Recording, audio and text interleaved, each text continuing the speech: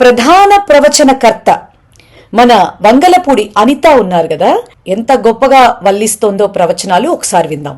కడుపు మండి చంద్రబాబు నాయుడు గారిని తిడితే కడుపు మండి ఆ ఇంటి మీదకి వెళ్ళారో వాళ్ళందరి మీద కూడా లా అండ్ ఆర్డర్ చేతిలోకి తీసుకోకూడదు, వాళ్ళ మీద చర్యలు తీసుకోండి అని పోలీసులకు ఆర్డర్ చేసిన పరిస్థితి అధ్యక్ష. భయం చెప్పి కేసులు ఫైల్ చేయించారా? స్టేషన్ బెయిల్ ఇచ్చి పంపించేశారా? అసలు ఏం చెప్తున్నావమ్మా? మేమున్నాం అధ్యక్ష, ఆడవాళ్ళమని చెప్పుకునే దాన్ని కూడా భయపడ్డాం అధ్యక్ష. నోటికొచ్చినట్టు మాట్లాడారు అధ్యక్ష. ఇంటిలో తల్లిని పిల్లని ఇంత దారుణంగా మాట్లాడారంటే సోషల్ మీడియా వేదికగా అలాంటి ట్రోల్స్ చేశారు అధ్యక్ష. మా టైంలో నీకు భయం వేసిందా? నిజమా? మొన్నటి వరకు అధికార ప్రతినిధిగా ముందుకెళ్ళినటువంటి రజనీ గారుని అడుగు.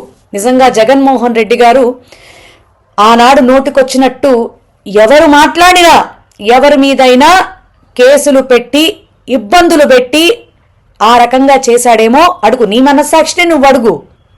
పచ్చబద్ధాలు మీ నాయకుడిని ఫాలో అవుతూ నువ్వు కూడా అలాగే తయారయ్యావు. ఈ కార్యకర్తలు ఎవరైతే సోషల్ మీడియాలో పెడితే మేము కేసులు పెట్టామన్నామో ఆ కేసు సంబంధించి ఆ సోషల్ మీడియా పోస్టులు నువ్వు, నేను, నీ భార్య, నీ తల్లి కూర్చొని చదువుదాం. ఆ చదివిన దాంట్లో ఒక్క దాంట్లో కూడా తప్పు లేదు అని నీ ఇంట్లో సభ్యులంటే కనుక నేను ఆ రోజు రాబోతాను అధ్యక్ష. మాట మీద నిలబడండి వంగలపూడి అనిత. నేనే మీ ఇంటికి వస్తా. ఆర్పి సీమరాజా, చేబ్రోలు కిరణ్ అనేటటువంటి వాళ్ళ వ్యాఖ్యలు మీరెట్లా సమర్థించారో అవన్నీ తర్వాత మాట్లాడుకుందాం. అసలు మీరు మీ నేతలు మాట్లాడినటువంటి వీడియోలు నేను మీ సమక్షంలో, మీ ఇంట్లో మీ ఇద్దరు బిడ్డలు, ఇంకా మీ అత్తమామలు కావచ్చు, మీ అమ్మా నాన్నలు కావచ్చు, మీ వాళ్ళందరి సమక్షంలో మేం కూడా వచ్చి చూపిస్తాం. వాళ్ళు అమ్మా నువ్వు ఇది మాట్లాడటం తప్పు అని వాళ్లతో మేం చెప్పిస్తే ఆ క్షణం నువ్వు రిజైన్ చేస్తావా?